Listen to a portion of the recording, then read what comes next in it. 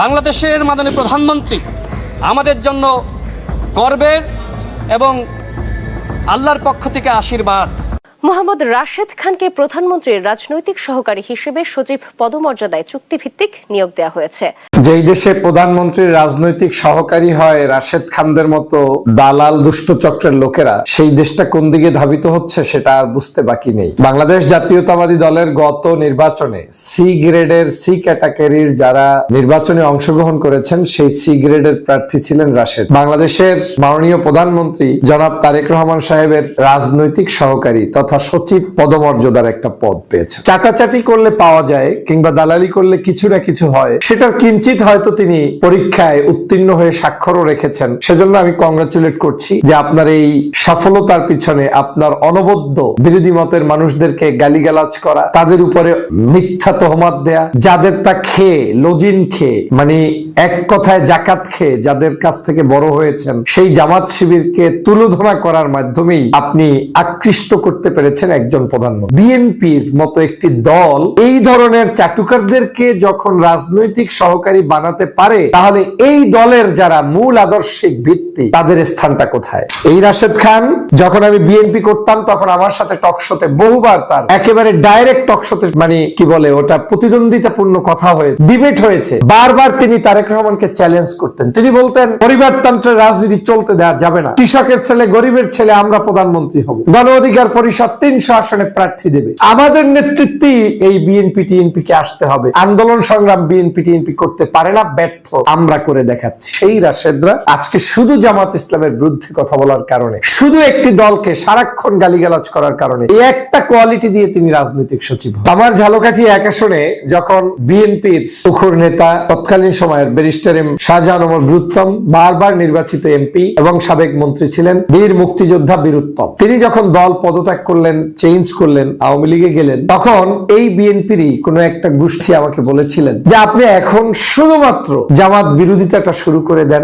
জামাতের পক্ষে একটা স্টেটমেন্ট আর দরকার নেই, আপনি বিএনপি নিয়ে পড়ে থাকেন, তাহলেই আপনার সফলতা, আপনি সেখানে নমিনেশন পাবেন। তা আমি প্রশ্ন তুলেছিলাম যে আসলে আমি কোন ভাবে জামাতের বিরোধিতা করব। জামাত আমার রাজনৈতিক দল তখন ছিল না, কিন্তু আমি শুধু একটা প্রশ্নই নিজের বিবেকের কাছে জিজ্ঞেস করেছিলাম যে গতকালকের পর্যন্ত আমি যেই দলটার কোনো অন্যায়, তার উপরে জুলুম করা, অত্যাচার করা, সেই ফেসিবাদ যে জুলুম অত্যাচার করেছে সেটার আমি প্রতিবাদ করেছি, আজকে হঠাৎ করে আমি সেই জামাত ইসলামের বিরুদ্ধে কথা বলবো এবং শুধু একটা নমিনেশনের জন্য, আমার কাছে ভালো লাগে নাই। দল আমি তখনও ত্যাগ করি, কিন্তু আমার কাছে মনে হয়েছে যে আসলে এই দলটা করার জন্য চরম চাটুকার হতে হবে, চরম মিথ্যাচার করতে হবে, সকাল সন্ধ্যা বলতে হবে। যেমনটা এখন রাশেদ বলে যে কেউ জামাত করলে ইমান হারানোর সম্ভাবনা আছে, এই রাশেদ এখন বলে জামাত সবচাইতে নিকৃষ্ট দল, জামাত বাংলাদেশের ইতিহাসে বিরোধী দলের মানে পতন হবে, সেটা বাংলাদেশে জামাতের হবে। মানে জামাত, শুধু জামাত ছাড়া আর কোনো তার মুখে কথা নেই। আর এই একটা যোগ্যতাই আজকে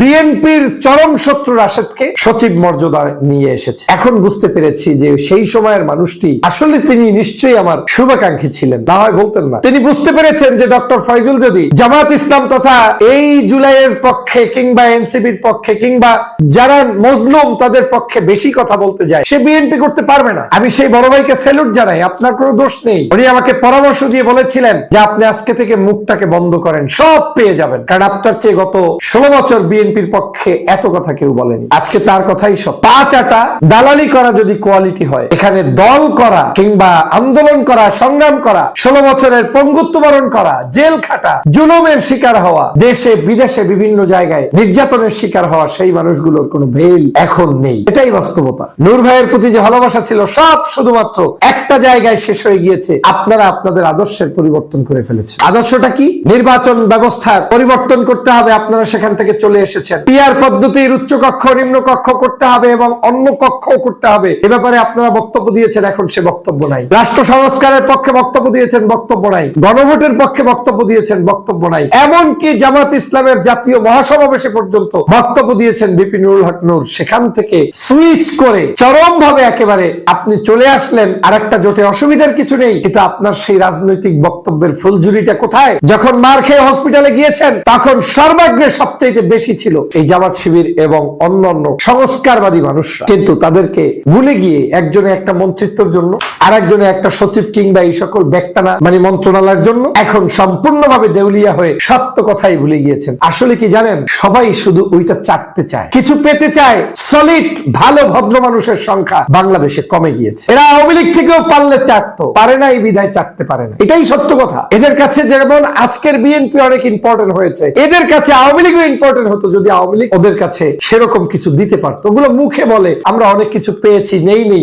আরে তুমি কিছু পাওই নাই, তাই তাদের দল করতে পারো না। কারণ তোমাদের চরিত্রের মধ্যে এখন যেটা দেখছি, একটা মানুষের মধ্যে নেই যে তোমরা এখন রাষ্ট্র সংস্কার নিয়ে ভাবছো। জুলাইয়ের এত বড় একটি আন্দোলন হলো, রক্ত ঝরা ইতিহাস। এই রক্তের মধ্য দিয়ে নতুন বাংলাদেশ, সেই বাংলাদেশকে আজকে অবজ্ঞা করছো তোমরা। এই নতুন বাংলাদেশকে আজকে নতুন ভাবে বিনির্মাণ করার জন্য যে উদ্যোগ, সেই উদ্যোগের থাকে তোমরা বিরোধিতা করছো। তাহলে তোমরা কিসের রাজনীতি করছো? আজকের সলিড মানুষগুলোর এই জায়গায় কোনো সুযোগ নেই, ধান্দাবাজদের সুযোগ তৈরি হয়েছে। এই রাশেদ নুরুল হক নূরকেও এমপি চায় নাই, শুধু একা এমপি হবে। সেজন্যই নূরকে একটা চিঠি দিয়েছিল বিএনপি, আর ওকেও একটা দিয়েছিল, কারণ দলের চেয়ারম্যান বাদ দিয়ে চিঠি দেওয়া যায় না। কিন্তু মূল এজেন্ডা ছিল শুধু রাশেদ এবং বিএনপির শীর্ষস্থানীয় একজন ব্যক্তির। সেই দিনের মন্তব্য এই ছিল যে রাশেদ তোমাকেই শুধুমাত্র তারেক রহমান সাহেব বিশ্বাস করছেন, নূরকে কিন্তু বিশ্বাস করা যায় না, তুমি নূরকে ধরে বেঁধে রাখতে হবে। এই ধরে বান্ধার জন্যই শুধু আজকে এই পুরস্কার পেলেন। আমি অনেকের কথা বলতে চাই না, কারণ সম্পর্কের দিক থেকে তারা আমার অনেক বড় ভাই। যখন আমি বিএনপি করেছি তখন এই মানুষদের চিত্র দেখেছি। এই শুধুমাত্র দালালি করে রাজনৈতিক স্থান যদি এরকম হয়ে যায়, তাহলে বাংলাদেশের রাজনীতিতে আমাদের সত্যিকার যারা দেশপ্রেমিক রাজনীতিবিদ, তাদের কিন্তু